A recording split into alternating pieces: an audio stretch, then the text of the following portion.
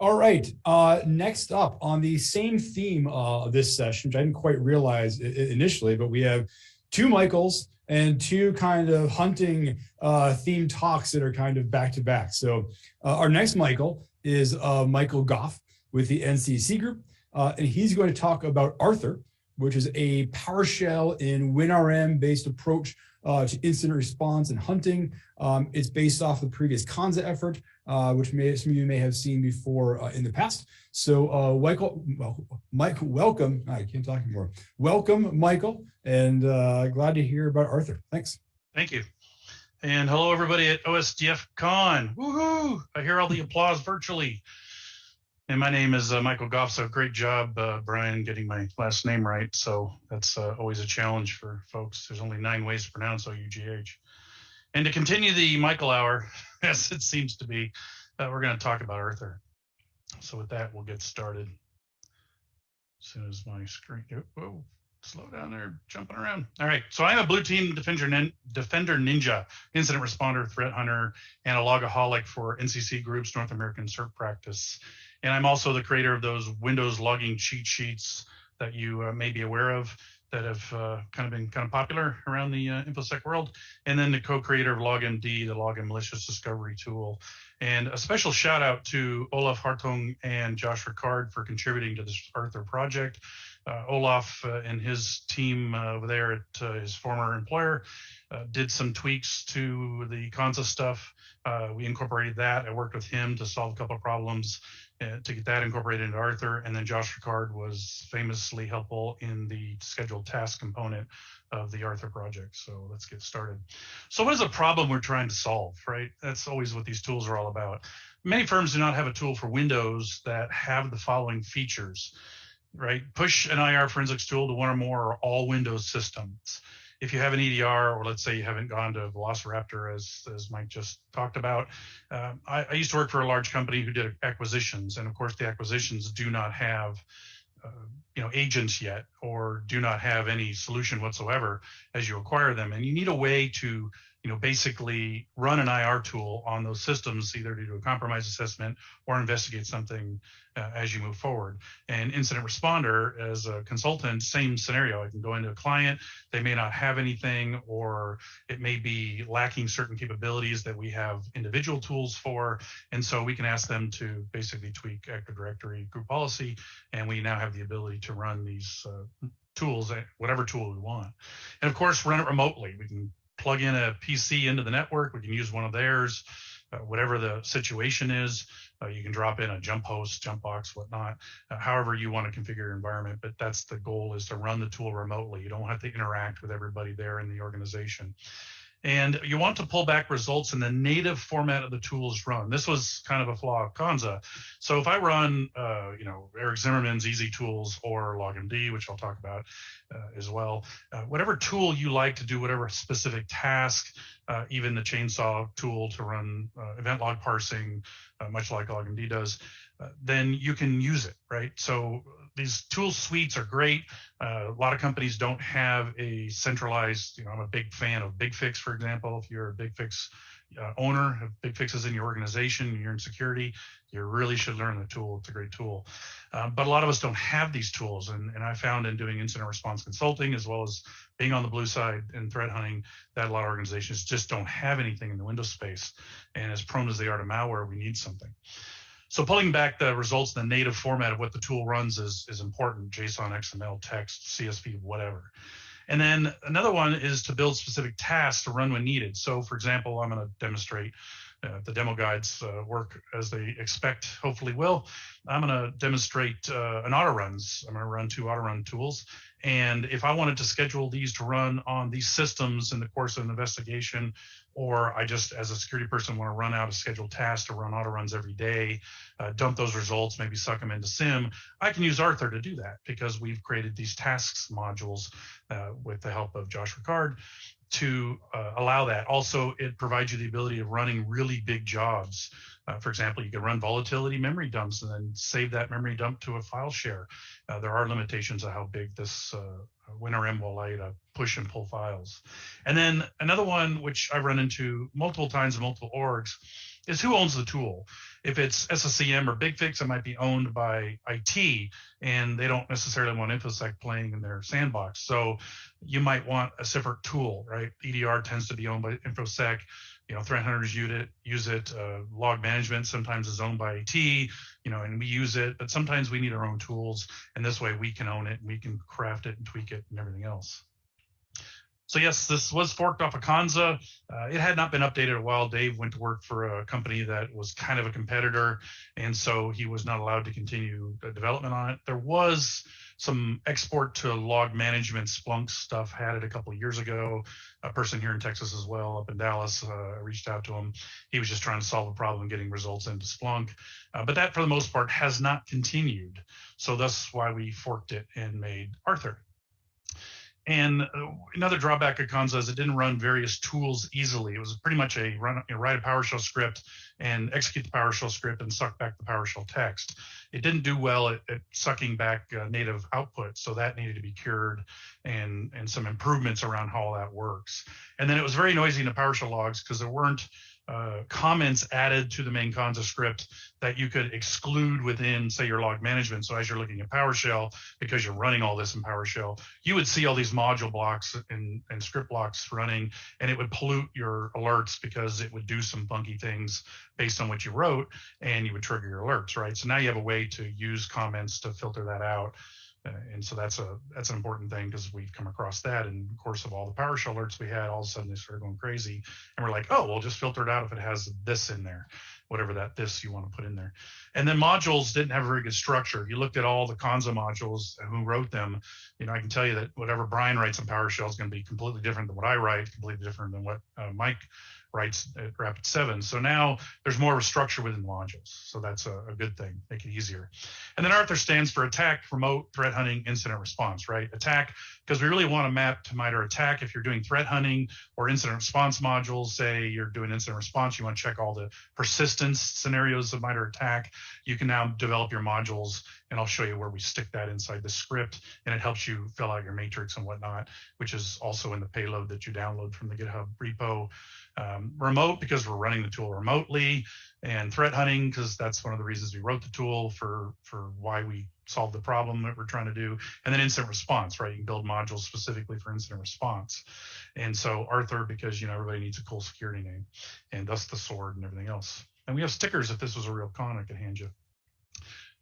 So we wanted to have a tool that did not need to be rolled out to the endpoint. So also another challenge we had, I worked for a big org. They had, I believe, 22 agents between IT and security already on the boxes. They didn't want another agent installed, so they really were looking for non-agent related solutions. A couple of years ago, I got into big Twitter conversations about this very subject with various well-known InfoSec folks, because it is such an interesting thing. The larger organizations get, the less agents they want, the less impact. And I can tell you, with 22 agents, my laptop was kind of slow. Not to mention, when they updated things and there was a bug, instability was a bit of an issue. So testing took quite a bit of time. So since WinRM is on every Windows system, all that's needed is a couple of tweaks to group policy to configure and enable it.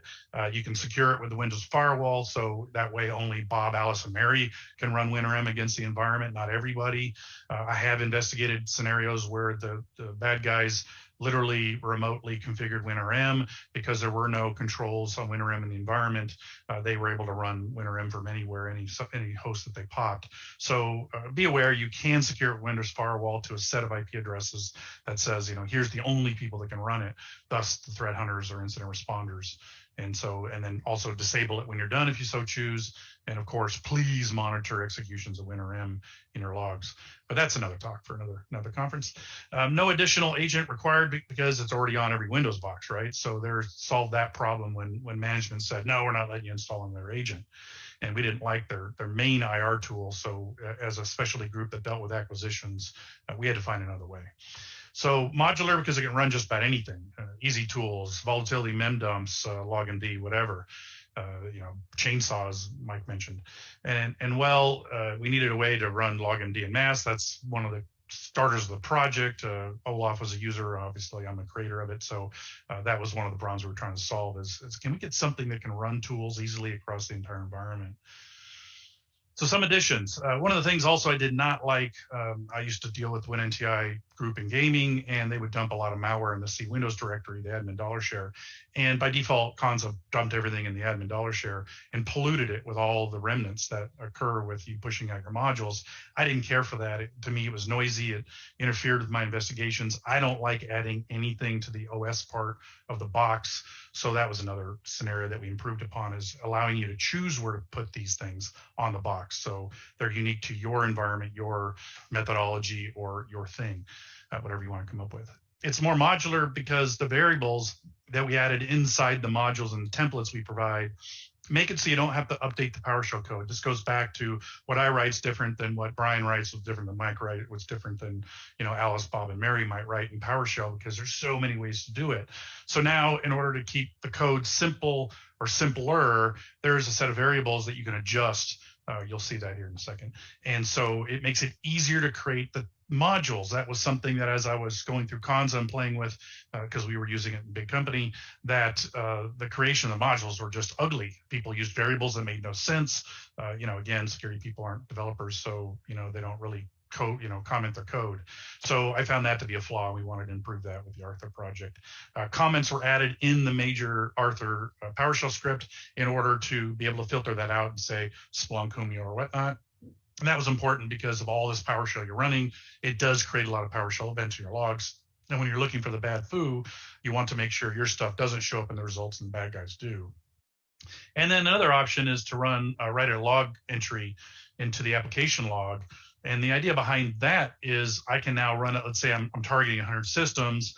I can now look at log management or use LogMD or whatever tool, Chainsaw, to parse those logs and to look at how many systems actually executed that ArTHIR module, or all the modules, or some of the modules that you tended to execute. And so now you have a way of kind of tracking it using a centralized solution, or again, you can use a solution that you push with ArTHIR to track that as you pull the items back. And then the big one, create some templates to make module creation easier. And of course, you know, the MITRE ATT&CK Matrix, I'll be updating it with already well through an update to the spreadsheet that's included with ArTHIR to include all the sub techniques. So the idea here is, if you're threat hunting, you know, what do you want to go after? You know, mark your modules of which technique IDs or sub technique IDs that your module addresses, and start color coding your big blank MITRE ATT&CK matrix. So this will help you start, you know, well, where do I start? Well, get a blank version of this matrix and start creating your modules, start highlighting it in various colors. You know, green means we got a really good one. It returns great results. Blues tend to be maturity, etc. You know, however you want to go about it. Yellow, sort of there. Gray, don't have anything, or blank, we haven't even touched it yet, right? However you want to do that. Our requirements were, it's got to fit on a thumb drive, small USB, or, you know, drive, whatever we wanted. We didn't want a big solution. We want to be able to easily go into a client or go into an acquisition and run this. It can run scripts, it can run tools or utilities, and of course, non-GUI tools. That was a big one. And then also run larger jobs like a full hash of the drive, registry snapshots, running processes, things that LogMD does. We wanted to be able to run those. Is where the scheduled jobs came into play, because we could schedule a task, run it, let the job run in the background, and it was done, suck up the results, zip it, or extract it however you want to send your payloads to the box. And so that's another thing, is create scheduled jobs so I can run auto runs every day, or running processes, or push something out because you're investigating and say, well, every day I want to do this in case the bad guys are slowly laterally moving. I'll hopefully get a trigger, or I'll see something in the results I pull back. The root directory of ArTHIR is pretty simple. There are these directories. Attack is where this matrix spreadsheets that I talked about a minute ago that we're going to be updating here, hopefully in the next month or so. The documentation. So there is actually some documentation to give you some examples of how to run it on the domain and off the domain, because, you know, there are boxes that aren't necessarily attached to a domain. And so you have to do, you know, specific authentication tweaks.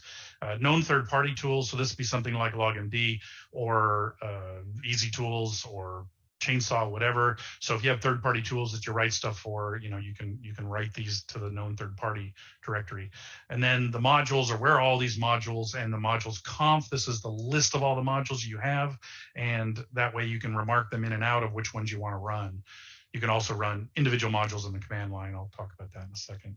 And then recon, well, before you run it against Active Directory, what are all the machines on the network? I don't know anything about this environment, so I'm going to query Active Directory, get a list of workstations, servers by OS, etc., organize that before I put them in the host text file. That's last. there at the bottom. And then the ArTHIR script will run whatever it is in the modules conf and also in the host text, right? These are the hosts you want to run the modules against. And then you can start tracking the success of those either through the log management or just track your results as they get pulled back. And then inside the modules folder, there is the bin directory. This is where you place your executable binaries, scripts, zip files. In the case of LogMD, we have some whitelists and some configurations to help reduce the results. We zip those up and then push them as part of a job. They get extracted. And then when LogMD runs, boom, it can see the files. And we zip those because sometimes these master digests of hashes and whatnot get really large. And there is a limit to how big WinRM can run or send payloads, so you have to be careful about that. And then cleanup. Another thing I didn't care for Kansa is when you ran stuff and pushed it on a box, it stayed there. There was no cleanup. And the modules that people created in Kansa had no cleanup. So another thing we wanted to cure is when we push stuff to a box, we run it, we have the option to go back and cleaning it up and deleting it so there's no trace. In the event you're chasing a bad guy, you don't necessarily want him to see what you're doing for the moment in time that you're running ArTHIR and whatever tools you want there. Information gathering items. This is about modules to collect about the system. So for example, I'm going to execute an OS check and a PowerShell check as a part of my demo. So these are things we want to know. Is PowerShell up to version 5 so that A, we can turn the logging on, and B, we get more data to be able to do incident response and or threat hunting, right? So, that's one of the things we always do in incident response for recommendations of our clients is what version of PowerShell are you on? And we'd be surprised that several of them are still on 2, 3, or 4, and we want everybody on 5 or later. And so info gathering is the idea there. Kansa legacy, again, these are just old converted Kansa modules that existed if you so want to use them. Of course, there's lots of LogMD modules, and then the tasks, hourly or daily tasks that we use to run LogMD or whatever tool you want to run. And then sysinternals, I'll be running one of those as an example. And these are converted Kansa sysinternal modules. And of course, the templates to make your own modules. And of course, there's tons of LogMD modules because that's one of the problems we were trying to solve when we created the whole ArTHIR project is I need a tool that I can run whatever tool I want. So it's really only limited by your imagination needs and what tools you want to use if you don't have one of the solutions that can run it. So several EDRs don't have remote console, for example, another reason why the solution got created. Templates help you create modules, binaries to push a binary, run it and pull back the results, scripts to push a script, run it and pull back the results. The difference is a binary, you have to push the tool to the box. A script is just executing whatever you have in PowerShell unless you're sending a batch file or command file or whatnot. A task to create a scheduled task to run something, to create something that runs every day, hour, whatever you want to run. And then zip files to push, say, configuration files or to zip up stuff and pull it back to keep under the limit of WinRM. But you can also, like an example of memory dumps, you're not going to pull those back through WinRM. You're going to dump those to a file share and then pull them from that file share, right? So there's a couple options there depending on what you're doing to get around the issues with that size limit in WinRM. So here's a module example, and here's an example of mapping the auto runs to the MITRE ATT&CK Matrix, right? So here's where the documentation occurs. There's lots of information, below this that tell you about what's going on, and above it, what's this intended to do? Hey, it's going to run an ASET program, and then down here is an example of the variables that are involved to make it easy. What event ID do you want to use? I'll show you what I have in here in the demo in a second. But the variables make it easy. Change it here, stay out of the code, tweak your binary, change the parameters. It's much easier. That way your whole team can write modules in the same fashion, unlike the mess that some of the Kansa modules were. So that was the idea here. And here's an example of the variables being used, tool name, whatever, in this case, just LogMD Premium, ArTHIR directory, where the output wanted to go. It's no longer restricted to see Windows or admin $, and then where you want the results to go, because that's where you're going to pull the results back from, what report name, or you can use wildcards here. So if I've got 3 or 4 report names, as you're going to see in a minute, you can use a wildcard and say anything with report underscore auto run splat, boom, pull them back. And then, yes, I want to rename them, which means I'm going to prepend them with the computer name. So that's another issue we found with Kansa. You run it on 10 machines, you pull the results back, dump them in a directory, and they overwrote one another because there was no uniqueness. So now the ability to add computer name, this is something me and Olaf definitely had problems with, right? So that was a problem we wanted to solve. And then, of course, we wanted an event log entry because, I'm a logaholic, so everything wants to be in the logs. And so, yes, I want to write to the event log. Its source is named ArTHIR, and of course, the ID is Lee. And so here's an example of the code, right, of what it is, and it's writing the event log down here, and you can make it whatever event ID and source you want. I would definitely recommend you make that unique to your environment so that the bad guy doesn't see this presentation and go out there and say, well, I'm going to disable this, or I'm going to go look for this, or I'm not going to do that, right? You can kind of alter some of this stuff, which is kind of nice. So here's an example. I have Humio, and I'm running an alert for anytime I run ArTHIR. And when I did the test before the presentation, here's an example where I ran the sysinternals auto run executed down here at the bottom. I did a login audit check to see what the auditing advanced audit policies were of the Windows box. I wanted to check what PowerShell version in .NET, so I could obviously tell the person to update it if it was not, and then what OS was I dealing with, right? And then of course there's event code leaked. Let's see it work, right? So enough about the overview why. Okay, let's see if we can make this work. So I'm going to go ahead. I've just got a command prompt here. So I'm going to go ahead and cd into the ArTHIR directory. This is where everything resides. You can see everything there. And I'm just going to launch PowerShell.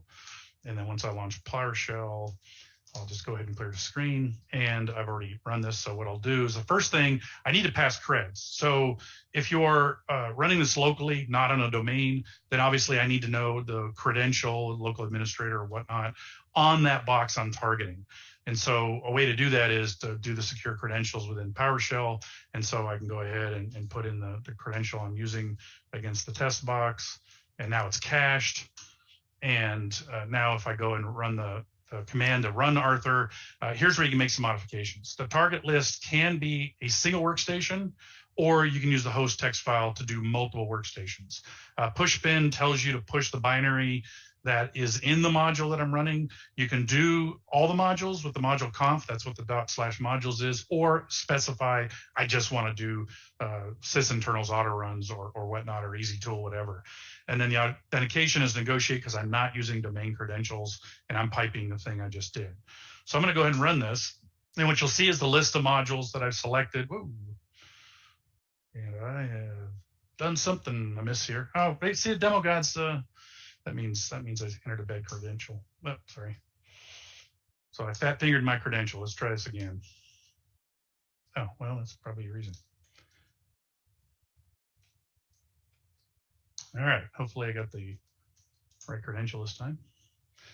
So I'll go ahead and run it. Those are the modules it's running against. You'll see it start to run. The blue box indicates that the module's running.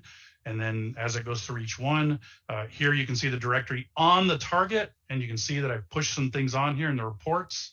So we can see that the remote machine got data. And then on the local machine, the output is same as Kansa was. It's by date and timestamp. And then if you open that up, it's still running login auto runs, which I'll show you here in a second. It won't take long to run. Here's all the results. I'm also running the sysinternals auto runs just because I can. And you can see that running 2 auto run tools, checking for the audit policy, right? How good is the audit policy on this box? What is the score? It's got a couple of failures. So, okay, I can write that up and say we need to improve some logging on this box. It's great for consultants. It's great for acquisitions. It's great for your organization to get the better stuff working in your environment so I can collect it. You also have the OS version, so I can tell you what the OS version is in this box running, Windows 10 Pro, 64-bit.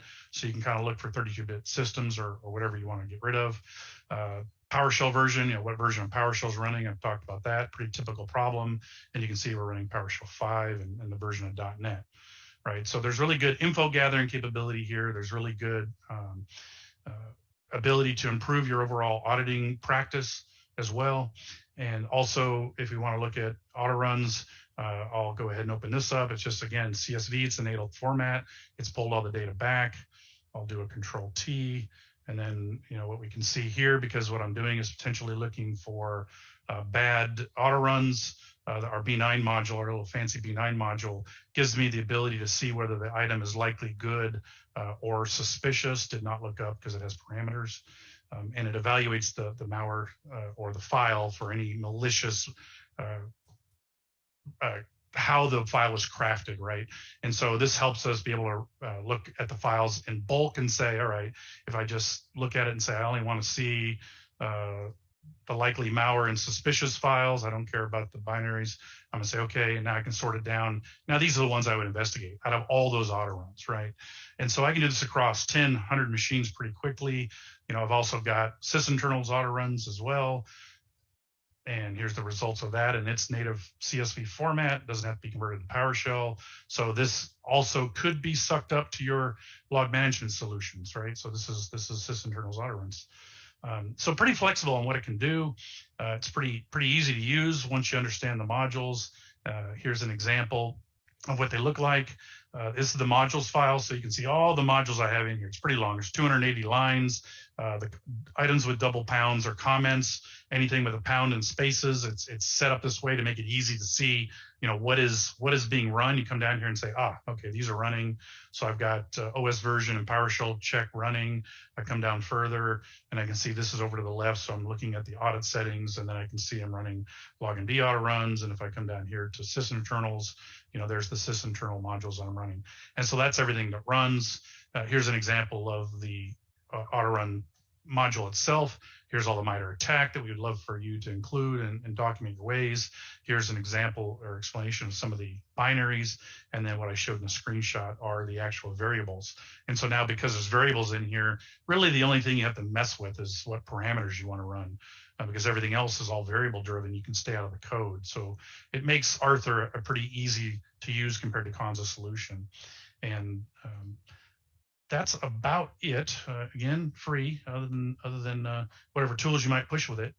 And you know, you have some status in the logs itself as well that are included, and then any errors, right? I have a box called Bob in there I use just to show that the Bob doesn't exist. So if you do feed it, say 100 machines and 10 of them fail, you'll see the 10 fails in here, and you'll be able to track those and rerun the job when the machines are online.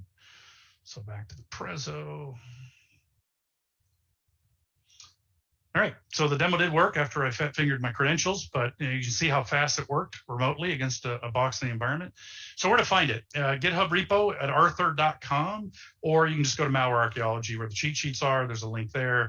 And of course, it's also on the Malware Archaeology GitHub page, and that's where you find it, download it. So, you know, you can help find us in the Twitters, obviously reach out to us, send us comments, but more than likely, you know, try it, you'll like it. Mikey does.